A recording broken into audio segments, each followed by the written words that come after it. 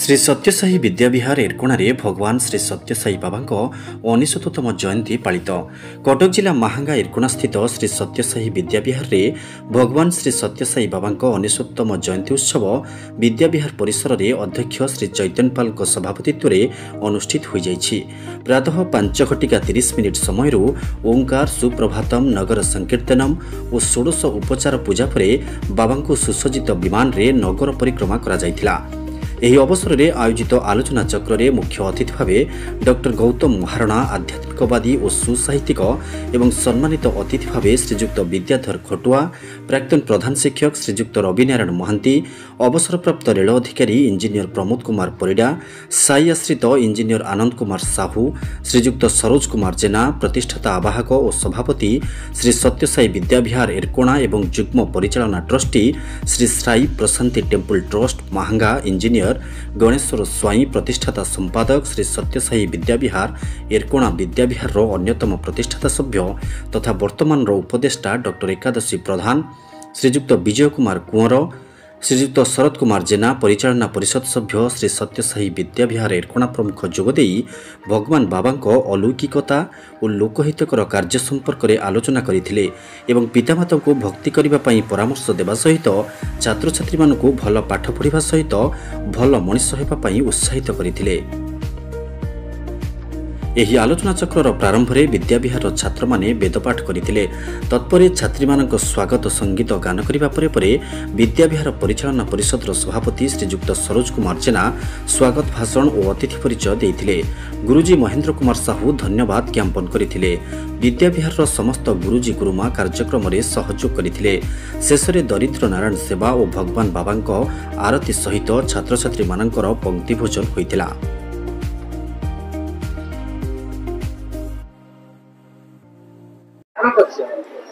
Doctor Gautam Maharana राष्ट्रीय स्वयंसेवक संघ कटक विभाग संघचालक।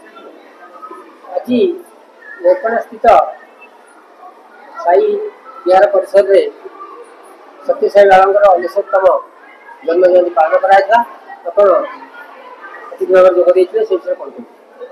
आज एरकोणा स्थित सत्यसाई विहार बाबा 99तम जन्म दिवस पालित है।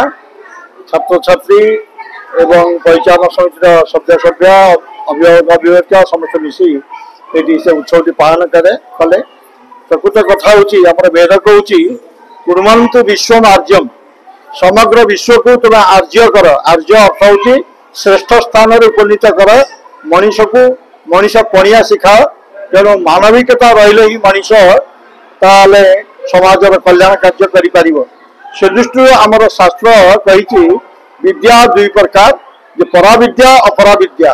आमे जो इंग्रेजी विद्या पाठ पढ़ुचु बर्तमान आमर स्कूल कॉलेज मानकरे सेटा होची अपराविद्या, जे पाठ पढ़ी चाकरी अन्वेषण करिबा, चाकरी न मिले आमे बेकार बोली निजको विवेचित करिबा।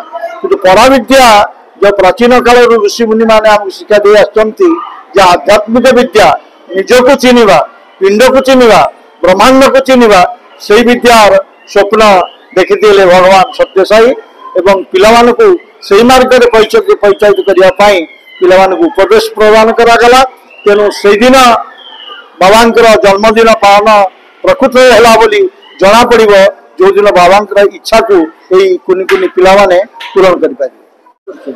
हूँ सरोज जेना, वर्तमान परिचालना परिषद सभापति अच्छी साई आश्रित।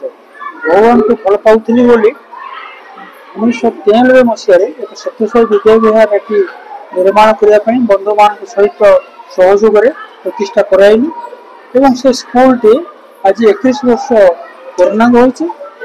21 वर्ष भितर प्रत्येक वर्ष भगवान बाबा जो जन्मतिथि पड़े नवेम्बर 23 से गोटे उत्सव भाव में पालन करुचे। भगवान को मन पकड़ा भगवान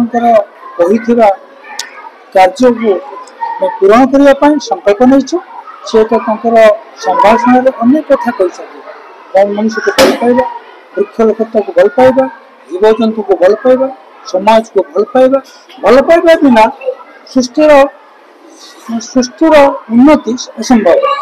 से भल पाइबाटा को बांटुले से कहते जदि जड़े जो भल पाइबा न शिखे तो संसार को से अलग रूप में देखिए तेणु तार मध्यम समाज को परिवर्तन करने सी सत्यसाई सेवा संगठन भारत एक आंतर्जातिक सेवा संगठन कर आम मान को से शपथ कराई बाटर परिचालित होगापी जदि आम बाटर परिचालित हो विद्या विहार को ठीक से बाटर नहीं पारे ताले आम भाव भगवान सेवार आम किसी लगी पाबू ये कौच मो सत्यसाई विद्या विहार एरगणा तरफ साईराम मु डॉक्टर एकादश प्रधान महिमाधर्म गवेषक ये सत्यसाई विद्या विहार प्रतिष्ठाता अन्यतम प्रतिष्ठाता एवं वर्तमान उपदेष्टा